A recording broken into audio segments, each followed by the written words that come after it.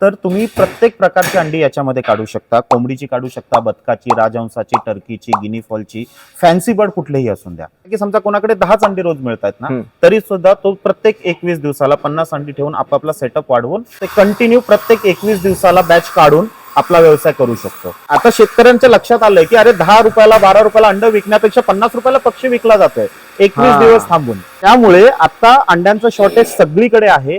त्याचं कारण फक्त एकच आहे, प्रत्येक जणाला आता ते लक्षात आलं की अंड विकण्यापेक्षा पक्षी काढून विकलेला कधीही फायदेशीर. तर प्युअर गावरान अंड तुम्ही मशीन मध्ये ठेवलं तर ज्या ब्रीडचं अंड तुम्ही ठेवताय, ज्या क्वालिटीचं अंड तुम्ही मशीन मध्ये ठेवताय त्याच क्वालिटीचा पक्षी निघणार आहे. समजा कोंबडी बरोबर एक बदकाचं अंड ठेवलंय तर कोंबडी बरोबर बदकाचंच अंड निघणार आहे. ते चेंज तर होणार नाहीये ना, तेच अंड निघणार. सेम जे आहे तेच ठेवणार आहे. मशीन फक्त ऊब देते. याच्यात महत्वाचं काय असतं की अंड ताजं असणं गरजेचं आहे. बरं. शिळं अंड नाही चालत. तर अंड तुम्ही एक 4 दिवस 5 दिवस पर्यंत जास्तीत जास्त शिळं अंड घेऊ शकता. याच्या पुढचं नाही घेऊ शकता. ते अंड नर आणि मादाला क्रॉस असलेलं असणं गरजेचं आहे. जोपर्यंत अंड क्रॉस होत नाही तोपर्यंत त्या अंड्यांमध्ये जीव बनवू शकत नाही.